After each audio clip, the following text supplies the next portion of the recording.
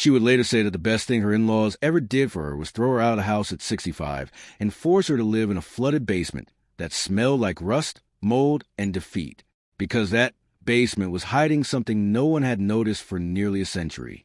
But on the night she first sat there with water dripping into cooking pots around her, Martha Ellison did not feel lucky, inspired, or hopeful.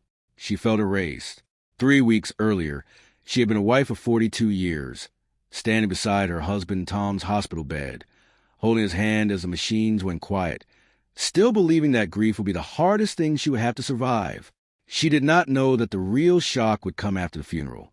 When Tom's 2 older brothers arrived at the house with careful voices, legal folders, and sympathetic expressions that never reached their eyes, they explained that the property Martha had lived in since she was 23 had always been family-owned, passed from father to son, and that Tom, for reasons she never understood, had never transferred the deed into his own name, which meant that now, by law, the house, the land, the garden she planted every spring, the kitchen she had cooked in for 4 decades, and even the porch swing where she and Tom drank tea every evening all belonged to them.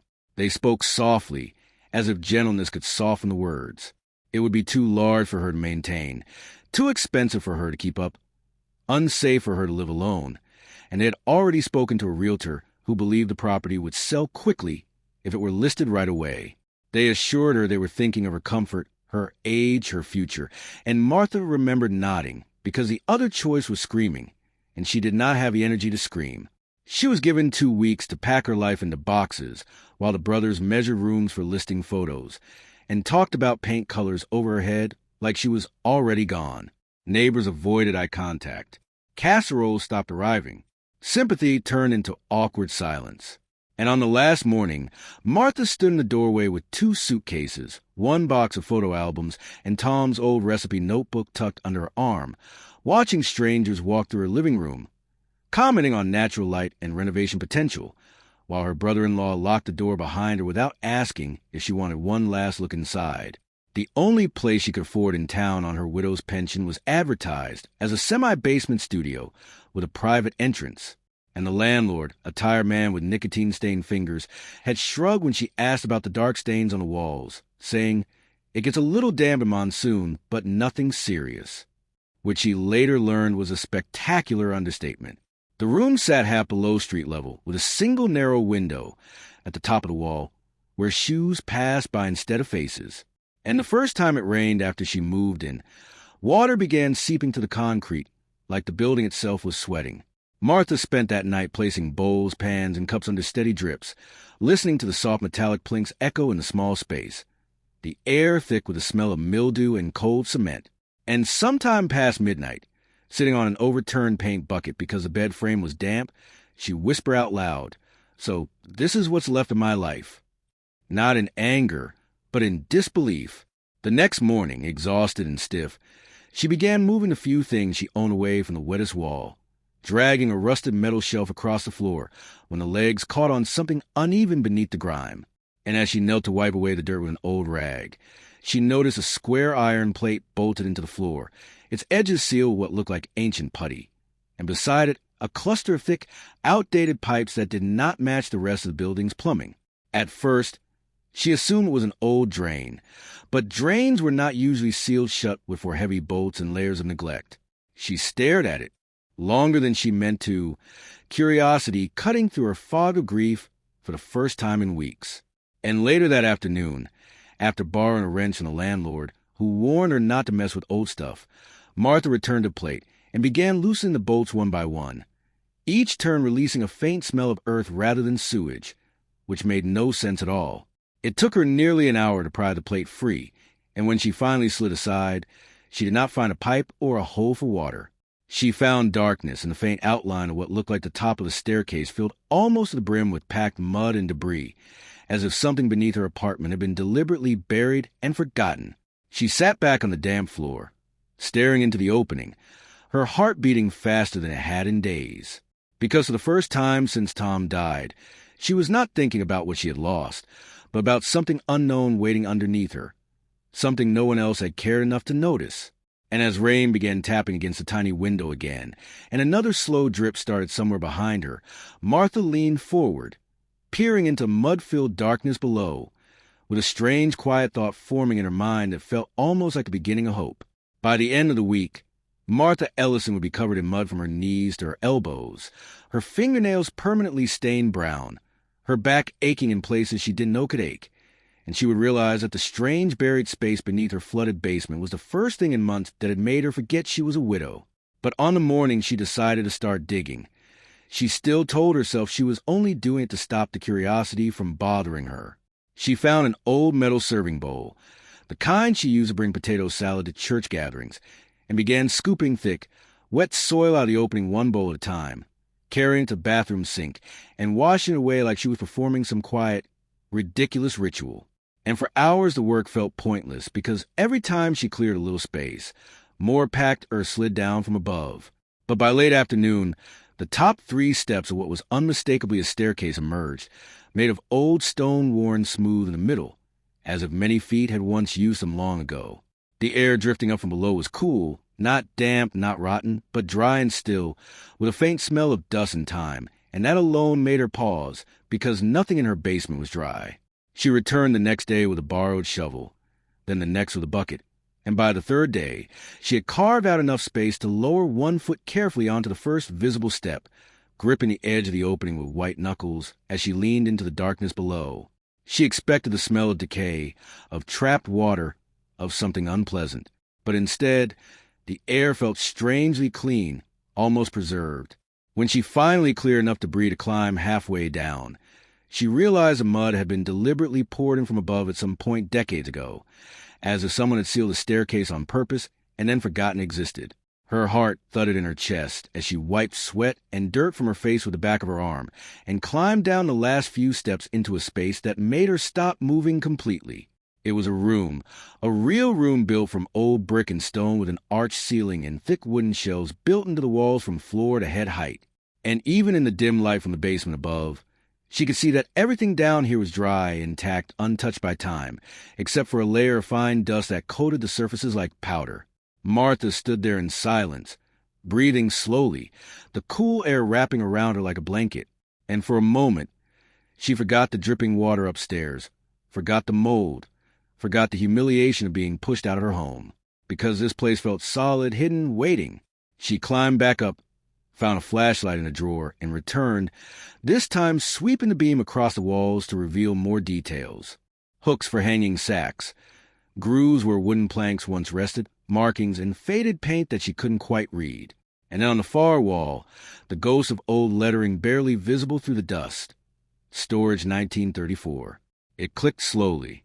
This building, she later confirmed with the landlord, had once been a food storage warehouse before refrigeration became common in the town, a place where grains, pickles, preserves, and vegetables were kept naturally cool underground for months at a time. And as she stood there imagining shelves once filled with jars and barrels, a memory floated up so clearly it made her chest tighten. Tom in their kitchen, sleeves rolled up, laughing as he tried a new pickle recipe, saying, "If we had a proper cellar, Martha, we could sell these things for real." He had said it as a joke. But people had loved his pickles, his chutneys, his spice carrots, the jars they gave away every Christmas that neighbors would ask for again in March. And without realizing it, Martha found herself running her hand along one of the shelves as if measuring it. The next morning, instead of feeling the heavy fog that had followed her since the funeral, she woke with a strange sense of purpose and went to the market to buy cleaning supplies, rags, brushes, and 2 plastic crates of vegetables she didn't fully have a plan for yet. She spent hours scrubbing the stone walls, wiping decades of dust off the shelves, sweeping the floor until the room felt less like a forgotten relic and more like something that belonged to her. And each trip up and down the stairs made her muscles scream. But she didn't stop. When the space was finally clean enough to sit in, she carried down a small stool, Tom's old recipe notebook, and just stayed there for a while, flipping through pages stained with turmeric and vinegar from years of use, reading his handwriting in the margins where he had adjusted spice levels and scribbled jokes to himself. And for the first time since he died, she smiled without forcing it. That afternoon, she went back upstairs, filled her tiny kitchen with the smell of boiling vinegar, mustard seeds, and chilies, and began chopping vegetables with a focus she hadn't felt in months. Because now she had somewhere to put the jars once they were sealed, somewhere perfect. One by one, She carried the finished jars down into the cellar and placed them on the old wooden shelves, stepping back to look at them lined up in neat rows against the stone. And the sight hit her harder than she expected because it didn't look like a widow passing time. It looked like the beginning of something. By the time rain started again that evening and water resumed its slow dripping into bowls upstairs, Martha barely noticed because below the damp, miserable basement that no one else wanted, she had found a place that was dry, cool, and quietly full of possibility. And as she sat on the bottom step of the hidden staircase, staring at the first dozen jars resting on shelves that had waited nearly 90 years to be used again, she had a sudden, startling realization. This awful, flooded apartment was not the end of her story. It was a roof over the one place that might change everything.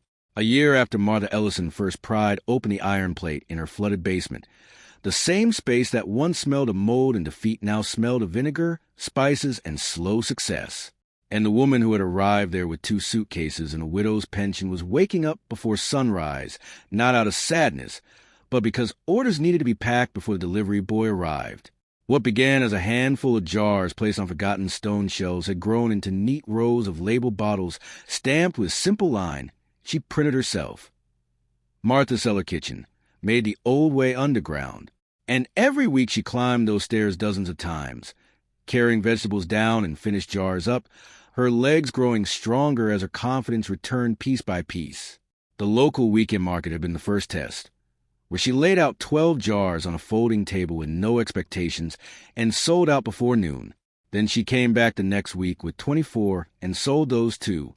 And by the third week, people were asking where her shop was, surprised to learn it was a damp basement with a hidden cellar beneath it.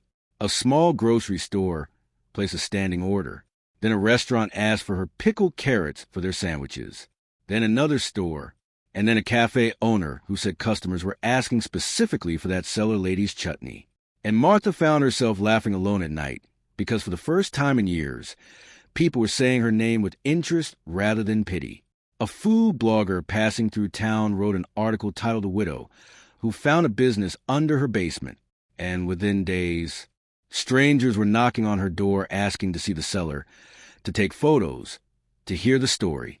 And each time Martha led them past the dripping walls and down the once-buried staircase, watching their faces change from confusion to amazement as they stepped into the cool stone room below. She never dramatized it. She simply told the truth, that she had been forced out, that she had moved here because it was cheap, and that she had been curious enough to open something no one else had bothered to look at. The story traveled farther than she expected, eventually landing in a regional newspaper with her photo beside shelves of jars and a headline praising her resilience. And that was the moment Tom's brothers saw her again for the first time since they had locked the door of her old home behind her. They arrived unannounced one afternoon in a polished car that looked out of place on her narrow street, stepping carefully around puddles near the entrance with polite smiles and voices that sounded very different from the ones that had told her she needed to leave for her own good. They spoke of how proud Tom would be, how impressed they were, how they had always known she was capable. And Martha listened without interrupting, offering them tea in chip cups while they looked around the small, damp room with visible discomfort. Then one of them asked the question she had been waiting for. "So where you actually make all this?" Martha stood, picked up the flashlight she kept near the shelf, and said gently, "I'll show you." She walked them to the iron plate in the floor, now neatly hinged, and lifted it open before descending the stairs slowly, knowing they would have to follow if they wanted to keep talking. When they stepped into the cellar, their conversation stopped in the middle of a sentence. The cool air, the brick arches, the long wooden shelves lined with hundreds of jars glowing softly in the light, the faint scent of spices hanging in the stillness. It was beautiful in a way they had not expected. And Martha watched their eyes move from the walls to the shelves to her face as understanding began to form. She told them how the room had been buried, how she had dug it out herself with bowls and a shovel, how the building used to store food there nearly a century ago, and how it was the perfect place for what she was doing now. And neither man spoke for a long moment because the truth was settling in quietly around them. Finally, one of them cleared his throat and said something about how perhaps they could help her expand, maybe invest, maybe turn this into something bigger together as a family. And Martha smiled, not bitterly, not angrily, but with a calm they had never seen in her before. She ran her hand along the old wooden shelf and said, You know, if you hadn't asked me to leave that house, I would still be there right now, sitting in the kitchen, missing Tom and waiting for time to pass. They shifted uncomfortably. She continued, I never would have come here. I never would have opened this. I never would have found this room. Then she looked at them both and added softly, You gave me the only thing I actually needed, a place nobody else wanted. The words hung in the cellar, like a quiet verdict. And for the first time since Tom died, Martha felt no anger toward them at all, because she realized something they were only just beginning to understand. They had not ruined her life. They had accidentally pushed her into the one place where it could begin again. She walked them back up the stairs, closed the iron plate gently, and wished them a safe drive home without promising to call. And as their car disappeared down the street, Martha returned to her basement that still leaked when it rained, to the shelves upstairs that still smelled faintly of mold, and to the hidden cellar below that had become the heart of her new world. She did not miss the old house anymore, because the worst place she had ever lived had turned into the foundation of the best chapter of her life. And every time she descended those stone steps with a fresh batch of jars in her hands, she felt like she was walking not into the past, but into the future she had built from something everyone else had overlooked.